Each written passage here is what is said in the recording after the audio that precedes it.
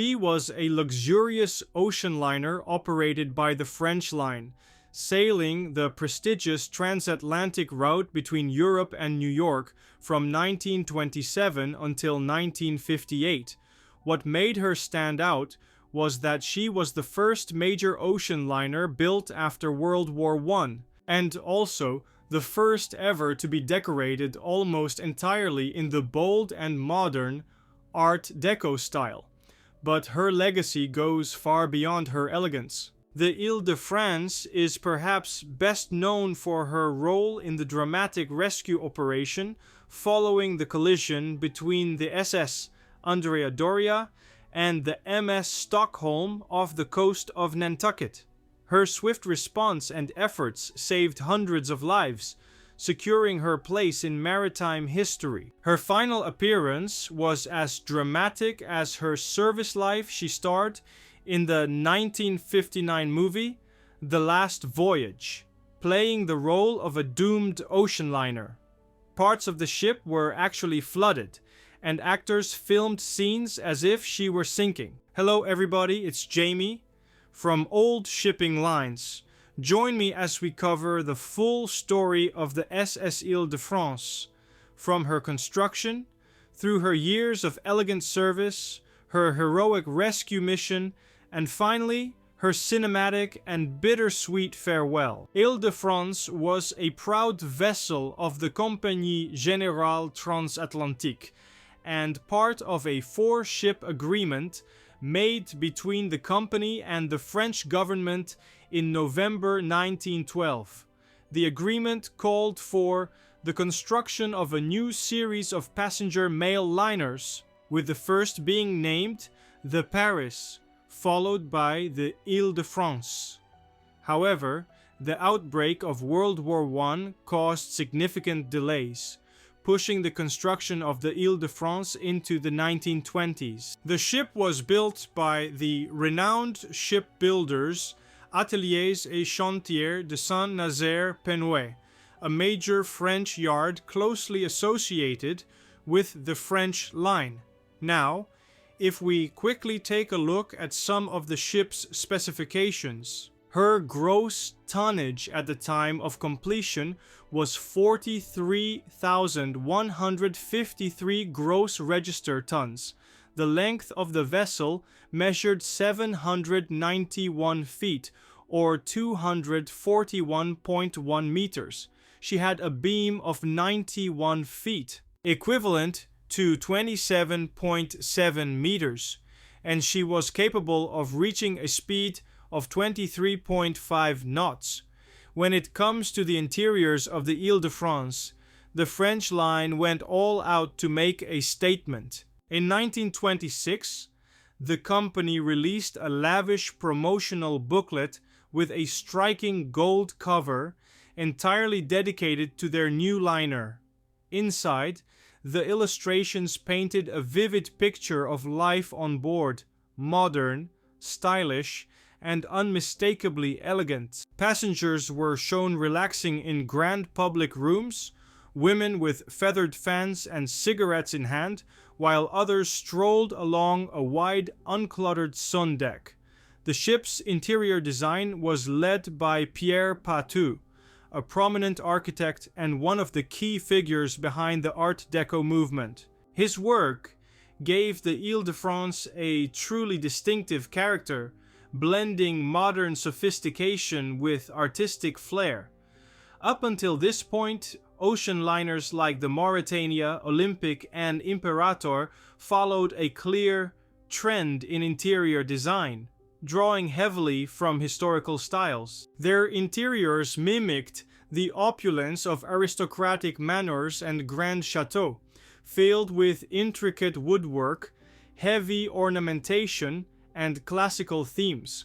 But Ile de France broke away from that tradition. For the first time, a ship's interior wasn't trying to recreate the past, it was embracing the present. The Ile de France was a bold celebration of modern design, introducing a level of contemporary elegance never before seen at sea.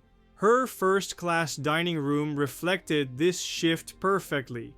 Rather than compete with earlier ships in terms of lavish detail, it featured a more refined, streamlined aesthetic. Elegant, yet simple. And in terms of scale, it made a statement too. The first-class dining room was the largest ever built on a ship at the time, soaring 3 decks high and welcoming guests with a grand staircase that set the tone for the modern luxury within. Beyond the opulent dining room, the Ile de France offered an array of remarkable features that set her apart from any liner of her time. At the heart of the ship was a grand foyer, soaring through 4 decks, creating a breathtaking sense of space and elegance. There was also a chapel designed in the neo-Gothic style, a shooting gallery, a fully equipped gymnasium, and even a merry-go-round. A whimsical touch for the ship's youngest passengers. Comfort was a priority in every detail. Unlike most liners of the era, every cabin, even the most modest, featured proper beds instead of bunks. Many furnishings, including the chairs, had been specially designed to complement the ship's forward-thinking aesthetic. The ship quickly became a trendsetter. As rival shipping lines began planning their next generation of liners, many of their designers and architects made a point to visit this groundbreaking French vessel, keen to see firsthand the future of ocean liner design.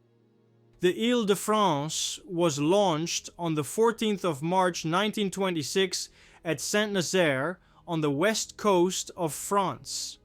The event drew thousands, including government and company officials, shipyard workers, members of the press, and French citizens. Following her launch, the liner underwent 14 months of fitting out before departing the yard to begin sea trials on 29th May 1927. After completing her sea trials, the Ile de France arrived at her home port of Le Havre on the 5th of June 1927. The ship's striking Art Deco interiors immediately captivated the public and press alike, earning widespread acclaim in the days that followed. On June 22nd, 1927, the Ile de France departed from Le Havre on her maiden voyage to New York. Her arrival in the United States was met with great fanfare. American media buzzed with excitement, and thousands gathered along the New York docks just to catch a glimpse of the sleek new French liner. Officially, she was built to accommodate 1,786 passengers, though in practice she typically carried around 1,400. With space for 537 in first class, the Ile de France quickly joined her sister ships in becoming a symbol of style and sophistication, especially among the fashionable elite crossing the Atlantic. Thanks to the remarkable success of this vessel, the French line ended 1928 with record-breaking profits. For the first time, the company's revenue surpassed 1 billion francs, half of which came from its New York service, which carried over 90,000 passengers that year. The ship's popularity soared, and by 1935, she had transported more first-class passengers than any other transatlantic liner. She was especially favored by wealthy Americans, quickly becoming the preferred choice of the young, the fashionable, and the famous. However, speed was not the reason for her appeal. She was no faster than the Aquitania of 1914, and she wasn't any larger either.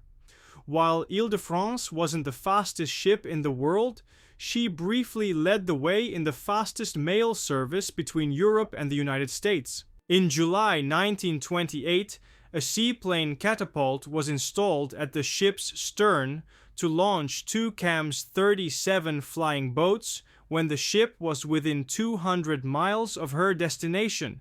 This reduced the mail delivery time by 1 day. However, the operation proved too expensive, and by October 1930, the catapult was removed and the service was discontinued. In 1935, the Ile de France and Paris were joined by the new superliner Normandie. With these three ships, the French line could boast of having the largest, fastest, and most luxurious vessels crossing the North Atlantic. However, this prosperity was short-lived, as two events brought an end to the French line's newfound success. The first occurred on April 18th, 1939, when a devastating fire destroyed the Paris while she was docked in Le Havre. The second came on September 1st, 1939, when Nazi Germany's invasion of Poland sparked the outbreak of World War II, effectively halting civilian transatlantic travel. Ile de France was the final civilian ship to leave France before the war began. She departed from Le Havre on the morning of September 3rd, 1939, just hours before France and the United Kingdom declared war on Germany. Aboard were 1,777 passengers, 400 more than her usual capacity, most of whom were Americans, many of them tourists eager to leave France before the conflict began. The voyage was uncomfortable for the passengers, as overcrowding led to limited space and activities. The ship sailed with all lights off for safety reasons. Other ships weren't as fortunate. While Ile de France was crossing the Atlantic, 16 vessels were sunk by torpedoes, mines, or gunfire. She arrived in New York Harbor on September 9th. Once Ile de France was docked at her New York pier, her career as a passenger ship came to a temporary halt. The French were unwilling to return the ship to France, so she was towed to Staten Island by 10 tugboats and laid up after special dredging, which cost $30,000. Her crew of 800 was reduced to a security staff of 100 while she remained inactive for the next 5 months. In March 1940, under the command of the British Admiralty, who had been lent the ship, Ile de France was loaded with 12,000 tons of war materials, including submarine oil, tanks, shells, and several uncrated bombers stored on the aft open decks. On May 1st, 1940, she departed for Europe, now painted in grey and black. She then traveled to Singapore, where, following the fall of France, she was officially seized by the British. In 1941, Ile de France returned to New York and began making several crossings as a troop ship. One notable voyage took place on February 14th, 1944, when she sailed from Halifax, Nova Scotia to Greenock, Scotland, carrying, among others, the 814th Tank Destroyer Battalion. In October 1942, Ile de France was docked alongside Charles Mahlon Quay in Port Elizabeth, South Africa. The ship was stripped bare. Furniture, chandeliers, carpets, fittings, and hundreds of square feet of rare, beautiful paneling were ripped out, leaving her gutted as thoroughly as a herring. A small crew of workers then transformed the liner into a floating prisoner of war camp, with festoons of barbed wire sprouting from her decks and disfiguring her graceful lines, preparing her to transport POWs from North Africa. The extensive modifications were the largest ever carried out in the harbor and were completed in 1943. In the autumn of 1945, Ile de France was returned to the French line after 5 years of military service with the British Admiralty. In recognition of her wartime service, the Southern Railway Company named one of its locomotives French Line. Initially, Ile de France was used to transport American and Canadian troops back home. Then, in April 1947, the ship returned to her builders at Saint-Nazaire for a 2-year restoration. Among the changes made were the removal of her third dummy funnel and a redesign of the straight black hull, which was now curved upward at the forepeak, aligning with the new style introduced by French line ships. Starting with Normandy in 1935. These modifications increased Ile de France's gross tonnage to 44,356. As we've learned, much of Ile de France's interior was nearly destroyed during her time under British control in the war when she was being converted for military use. The ship's beautiful timber and marble panels were shattered, so when she was restored as a passenger liner, most of the interiors were completely new, with only a few original elements remaining.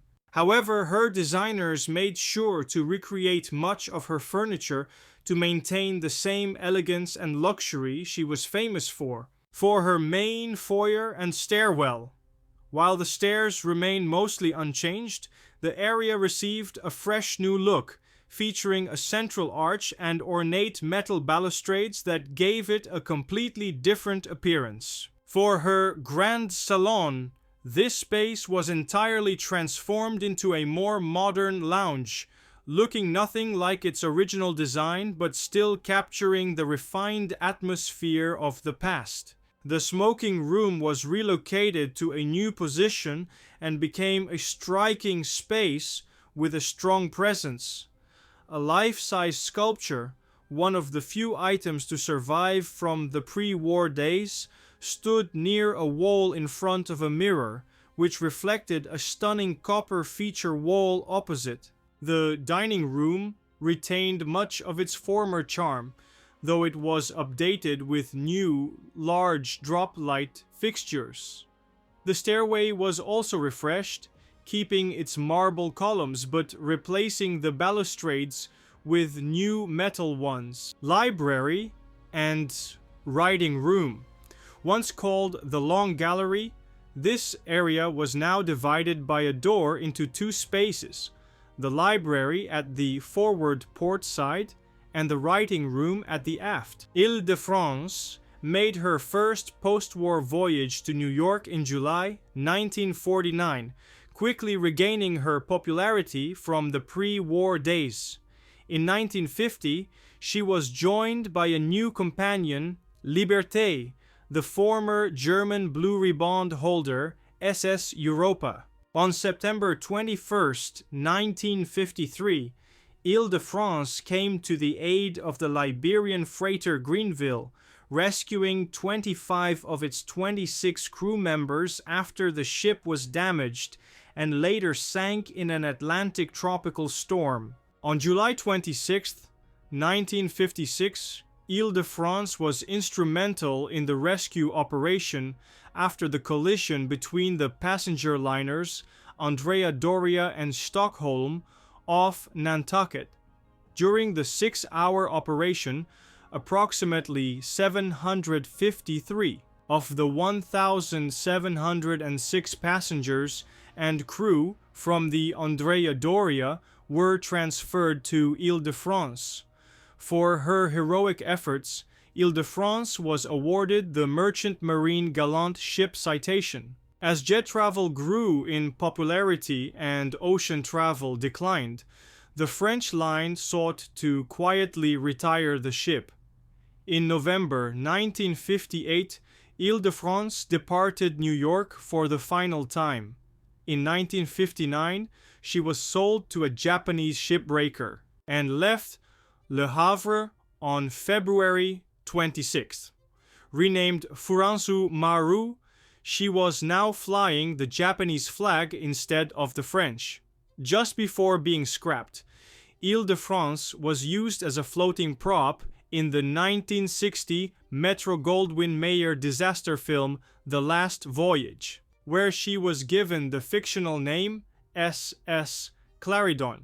The French line filed a lawsuit against MGM, demanding that the ship's funnels be repainted and that the name Ile de France be removed from the movie. Filming took place primarily in the inland sea off the coast of Osaka.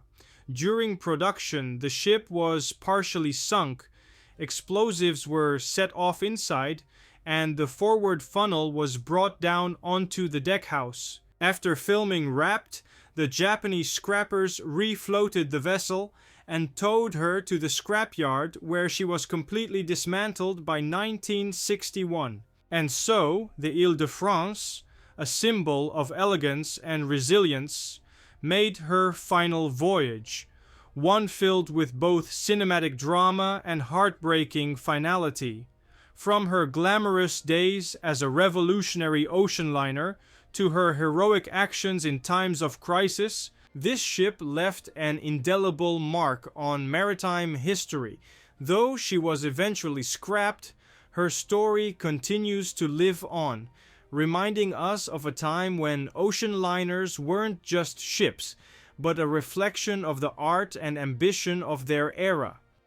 And that marks the end of a video, my friends. Thank you all so very much for watching. I hope you guys enjoyed it.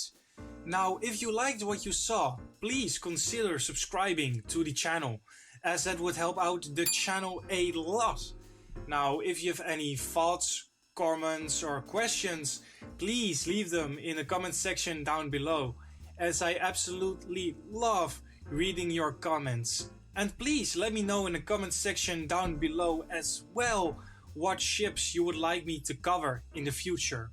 Now be as well sure to check out our social media pages. We are on Twitter, we are on Instagram, and we also recently have a website, oldshippinglines.com, where we have articles of the ships we cover and we have book reviews as well. I think you will enjoy the website very much. Now, with that out of the way, guys, I wish you all a good night or day, wherever you are. Stay safe, stay happy, and we will see each other on the next video. Goodbye, my friends.